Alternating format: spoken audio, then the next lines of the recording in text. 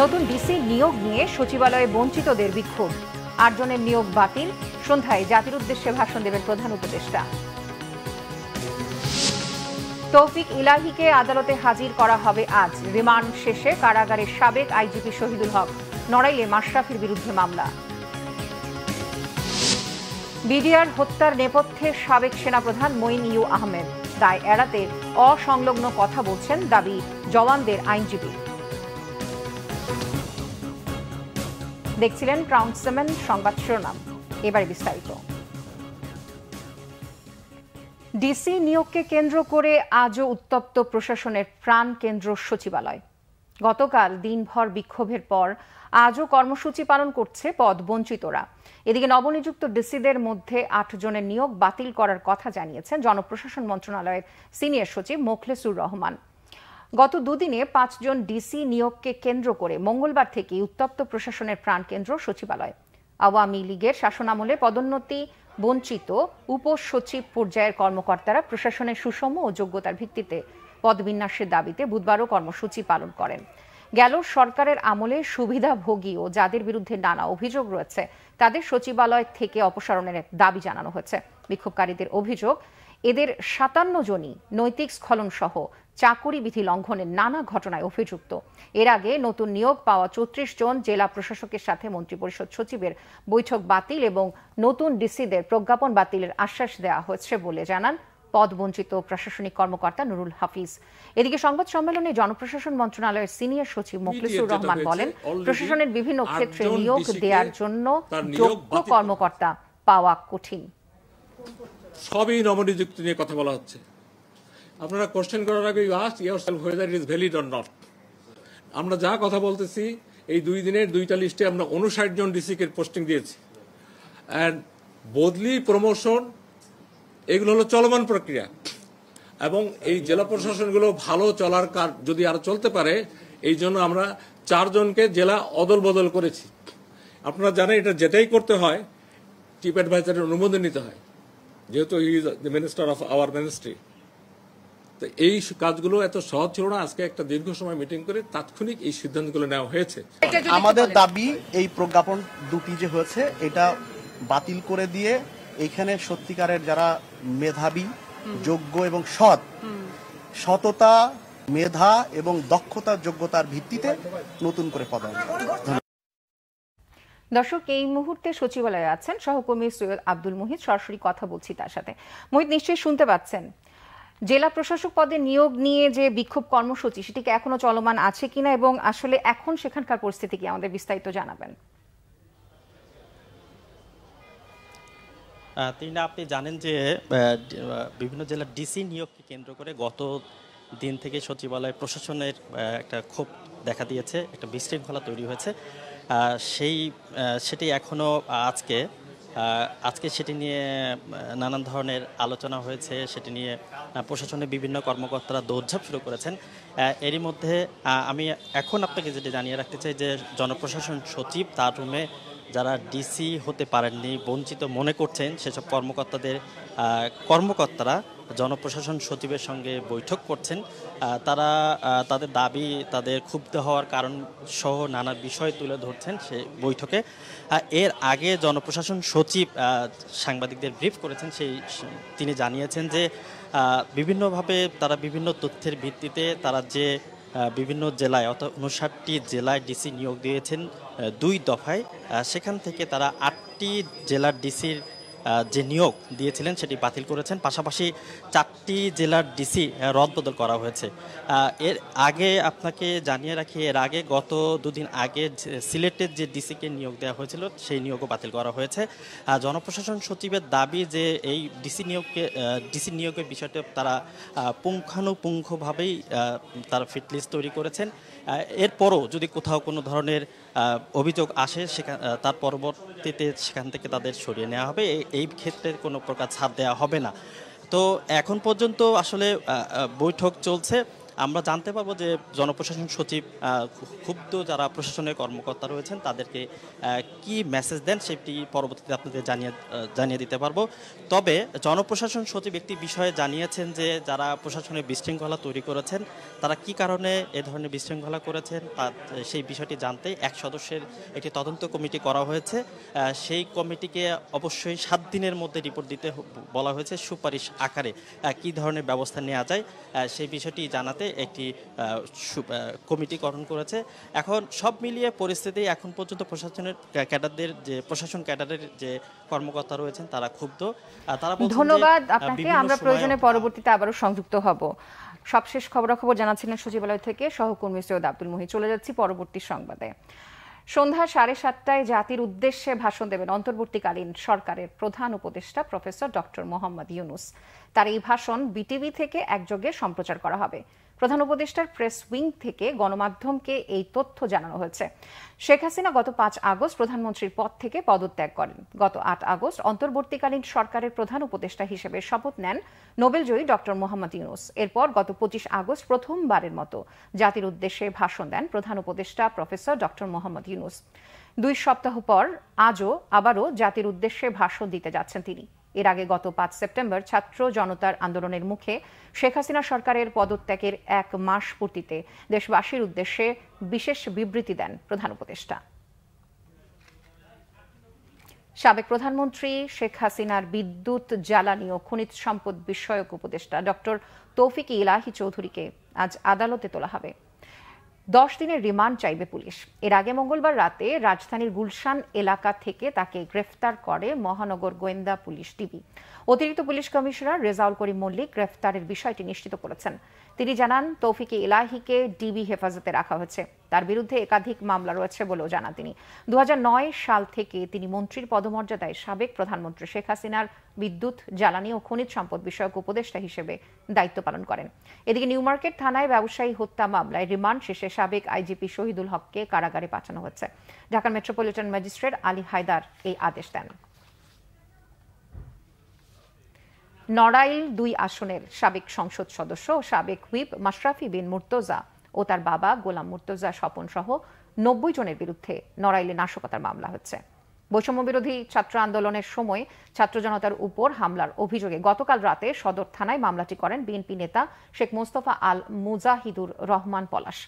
বিষয়টি নিশ্চিত করেছেন নড়াইল সদর থানার ভারপ্রাপ্ত কর্মকর্তা সাইফুল ইসলাম। তিনি জানান, নাশকতার মামলায় মাশরাফি ও তার বাবা ছাড়াও জেলা আওয়ামী লীগের সভাপতি অ্যাডভোকেট সুভাষ চন্দ্র বোস, সাধারণ সম্পাদক নিজামুদ্দিন খান নীলু সহ আওয়ামী লীগ ও সহযোগী সংগঠনের 90 জনের নাম উল্লেখ করে নাশকতার মামলা হয়েছে। বিডিআর হত্যার নেপথ্যে সাবেক সেনাপ্রধান জেনারেল মইন আহমেদের দায় দেখছেন বিদ্রোহ মামলায় জওয়ানদের আইনজীবীরা। বিডিআর বিদ্রোহ মামলায় জওয়ানদের আইনজীবী সুলতান মাহমুদ হাইকোর্টে সাংবাদিকদের কাছে বলেন, ব্যর্থতা ঢাকতে অসংলগ্ন কথা বলছেন সাবেক সেনাপ্রধান মইন আহমেদ। মামলা পরিচালনা করতে গিয়ে মানসিক নির্যাতনের শিকার হবার কথাও জানান আইনজীবী সুলতান মাহমুদ।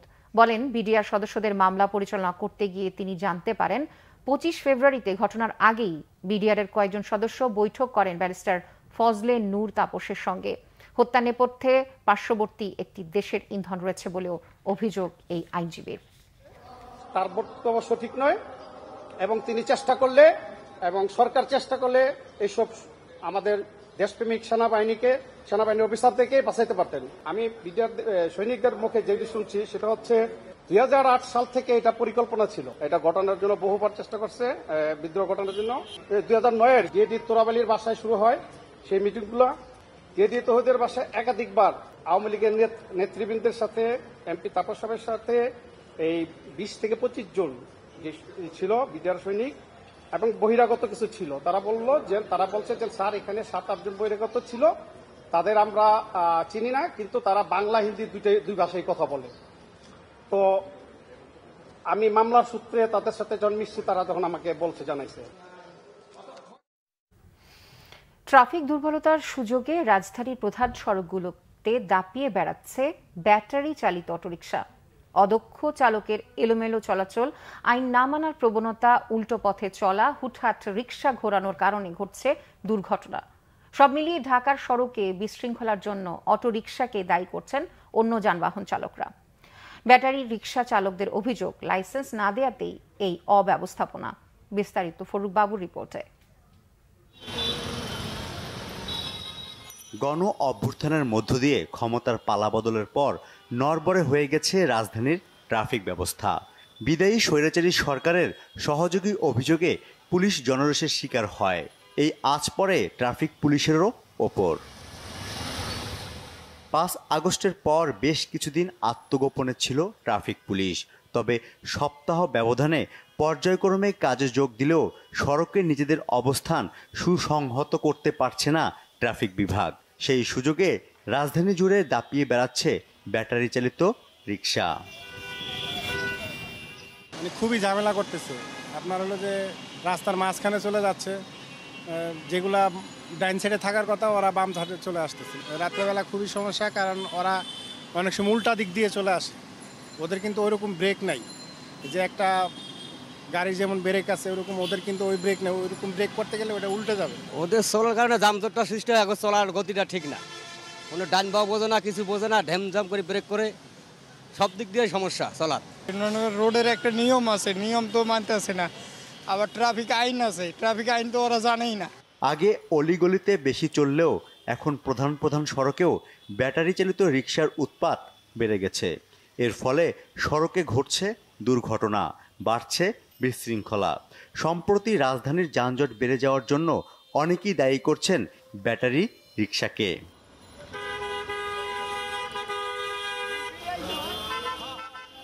আমরা তো সিএনজি ড্রাইভাররা মোটামুটি, বড় গাড়ির ড্রাইভাররা মোটামুটি ইন্টারভিউ দিয়ে লাইসেন্স বের করছি, কিন্তু অগত কোনো লাইসেন্স নাই, কোনো প্রশিক্ষণ নাই। পাতালে ঢুকাই দেওয়ার সম্ভাবনায় ব্রেক করার সাথে গাড়ি অ্যাক্সিডেন্ট করার সম্ভাবনা থাকে বেশি। রাস্তার মাঝখান দিয়ে চালায়, কোনো সাইড নাই, ফাইট নাই, কোনো সিগন্যাল নাই, কিছু নাই। ঢাকায় ব্যাটারি চালিত রিকশার সংখ্যা 10 লাখের বেশি, ইজি বাইক 2 লাখ। এই সংখ্যা বাড়ছে প্রতিদিনই। ইঞ্জিন চালিত রিকশা চালকদের অভিযোগ, প্রায় 60% রিকশার মালিক পুলিশ। আগে এসব বাহন চালাতে পুলিশ সহ প্রভাবশালীদের টাকা দিতে হতো, এখন তা আর দরকার হয় না। ট্রাফিক সার্জেন্ট তাদের কাছে এখন অনুমতি নাই যে কোন সরকার এসে বলবে যে অটোরিকশা বন্ধ করে। এটার লাইসেন্স করে দেওয়া, সরকারিভাবে অনুমতি করে দেওয়া, তাহলে সবচেয়ে বেটার হয়। আর এগুলি যদি ইম্পোর্ট না করতো তাহলে তো বানানো হইতো না, কিনতো না। এখন পর্যন্ত কেউ কিছু বলছে না, যার কারণে সবার একটু উপকার হচ্ছে। সবাই এখন চাইতেছে যে একটু তাড়াহুড়া করে চলার জন্য। এখন অনেক পুলিশ নিজেরা কইরা নিছে। আমরা সাধারণ মানুষ একটা দুইটা গাড়ি কিস্তি তুইলা ওনার জন্য একজনের থেকে হাতে পায়ে ধরে কিছু টাকা নিয়ে একটা অটো রিক্সা বানাইছি। ডিপিডিসির তথ্য অনুযায়ী 8 লাখ ব্যাটারি চালিত রিকশার চার্জে যে পরিমাণ বিদ্যুৎ ব্যবহার হয় তা দিয়ে প্রায় 15 লাখ আবাসিক গ্রাহকের বিদ্যুতের চাহিদা পূরণ হতে পারে। ফরুক বাবু, বাংলা ভিশন, ঢাকা।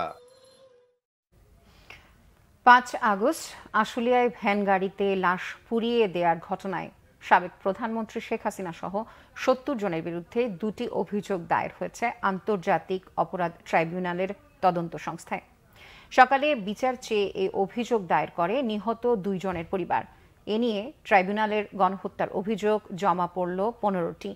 নিয়ম অনুযায়ী এসব অভিযোগের যাচাই বাছাই শুরু হয়েছে বলে জানান সংশ্লিষ্টরা।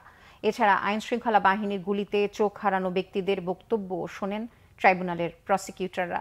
পরে চিফ প্রসিকিউটর জানান, বিচার নিশ্চিতে দ্রুত ট্রাইব্যুনাল পুনর্গঠন করতে হবে।